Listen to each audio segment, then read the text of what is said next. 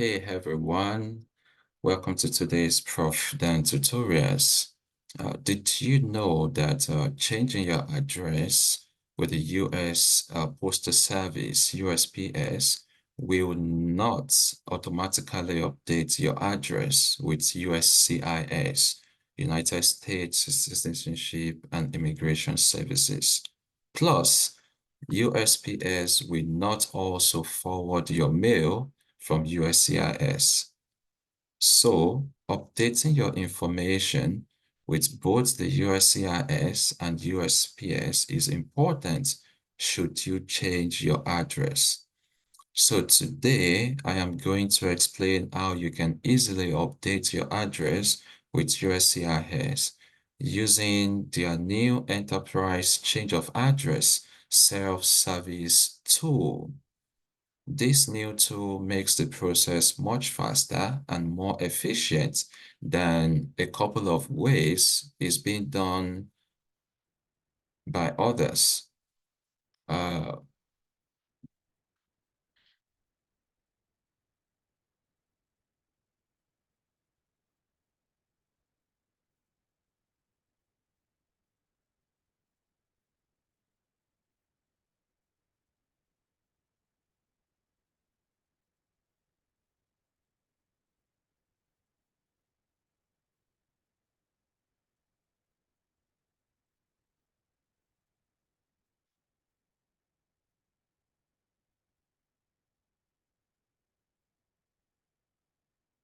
Please look at the description section of this video and you will find the link where we are going to use to change your address, which I'm going to be sharing with you in this video. So as you can see on the screen, this is the address. Check the description section again. You can click on the link there if you are interested in changing your address.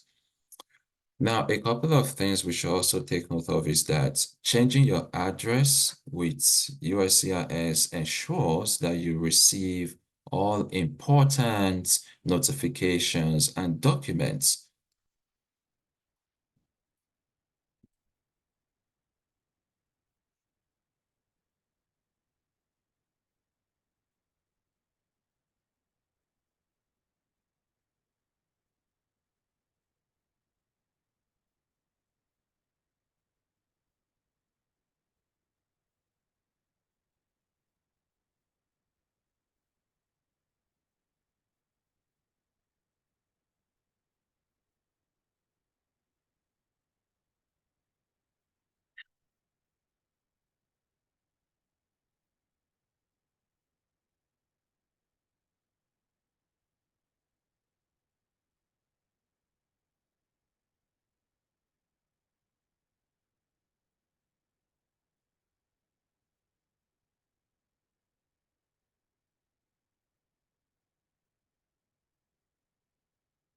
As you can see on the screen right now, I've clicked on the link and you can see change of address. You can see this is from US Citizenship and Immigration Services. So you are in the right credible source. Now, when you scroll down, there are a couple of things we're going to go through right now. And here is how it works. Now, through this platform of changing your address, it allows customers with pending applications, petitions, or requests to update their address more easily. And I'm going to tell you some of the benefits, but before then, let's take a quick look at the page itself. Now, towards the end, it says there is a question there. Have you filed an immigration-related application or petition, and your case is pending a decision, or you have not received a notice card or document? So there are two things here. So let's say you've already submitted I-140 for those that filed the EB-2NIW or the EB-1A, for example. You've submitted to USCIS, your case is pending decision, and you probably change your address, just like such an instance. So what do? you can still make use of this. So in this case, if I click yes, let's see what's going to ask us. And if I click no, let's also see what's going to ask us. Then we can look into how we can do that more easily. Now look at what we have on the screen. It asks for the case information. So here it simply means you already have an existing case information, form number. You can select that, any of the form number you are referring to. If it's I-140, for example, I can select I-140, and there are other couple of forms there. It's also asking what's the form subtype. Again, different categories of I-140 as we can see here. So let's say it's for extraordinary ability E11 or the EB1A. Then it's asking for receipt number. So this receipt number, putting it there is important in this case because it's assumed that you filed the petition, you've received the notice of action that has your receipt number. So you can put the receipt number here. So if you don't put the correct receipt number, it's not going to allow you to go through. So let's put a receipt number. I've just put one. Then it's asking for zip code used when you filed. So let's say I use 33197, for example. Then I can click on the add button, then that is already added, that case information. If you have other kind of forms you've also filed, let's say from I-130 or the adjustment of status, maybe from I-1485, if that's the case, you can still go ahead and do all that. So having said that, let's go to the next segment, which is application or petition information. These are easy information as your first name that you use, the middle name if you used it, and your last name. And you put your date of birth.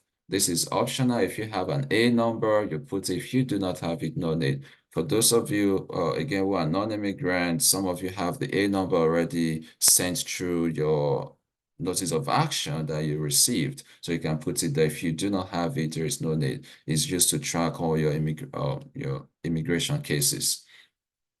Then to the main thing, the old address which you used in the form you submitted earlier, you put all the details, and you also want to put now the new address. You also put all the details.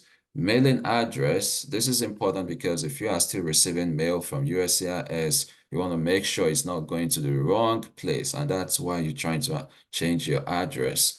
So we have CO copy of who. If, say, for example, you're using someone in charge of to receive your mail for you, you can put the name of the person and the address of the person. So in this case, in copy of, put the name of the person. Then is this mailing address the same as the new address above? If yes, you select that. And if no, you select the second option. So again, that's it. And you can go ahead and continue the other part, put the email address. Okay, I'm gonna close this. If that's not the case, if enter mailing address went different from the new address, you also want to put that there.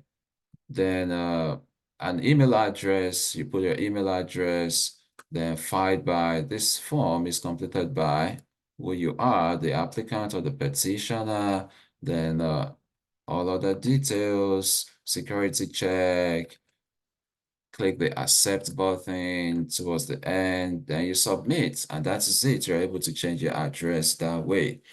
On the other hand, if it is no that you selected in this option, as in response to this question, if you select no, let's see what it's going to give you.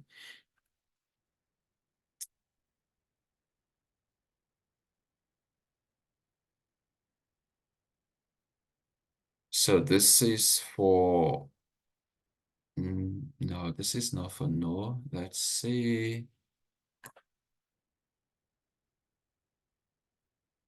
Okay, let me close this. I'm going to do it again.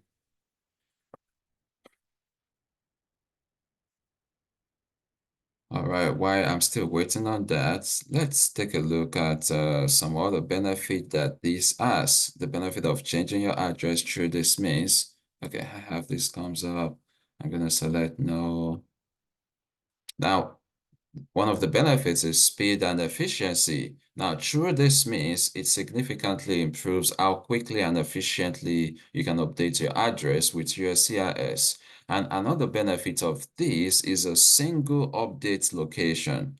So most individuals with a USCIS online account, I'm going to do a video on how to create your online account, can update their mailing and physical address in a single place.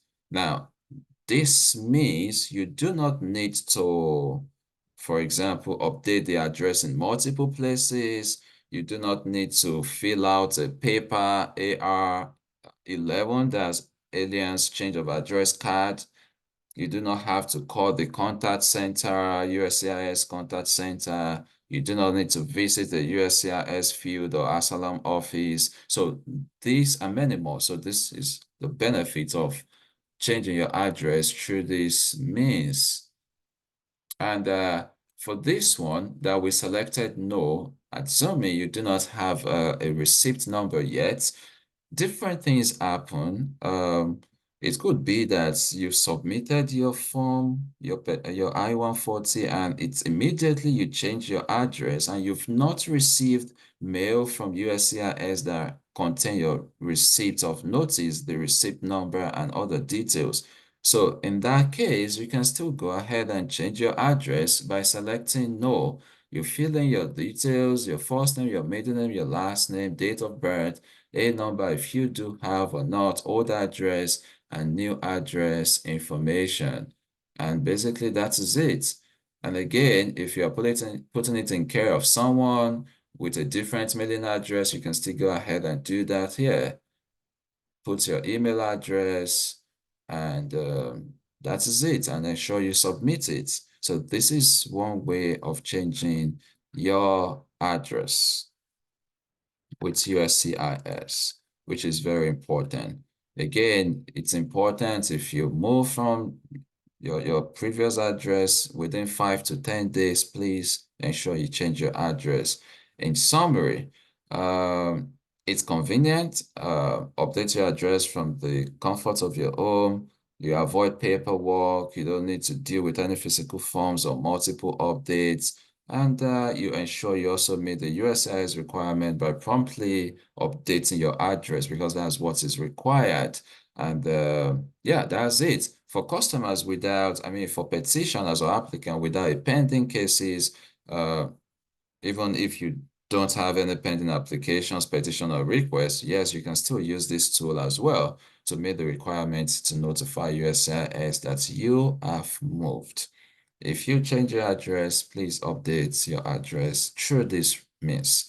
And that will be the end of this video. I'm going to see you again in another video. Wishing you all the best. To those who are filing your petition for the EB1A Extraordinary Ability, EB29W, wishing you all the best. Prof. Dan Tutorials has a playlist for these two different segments that can help you to self-petition. And that is it. Subscribe, like, share, comment, keep watching. All the best. Bye-bye.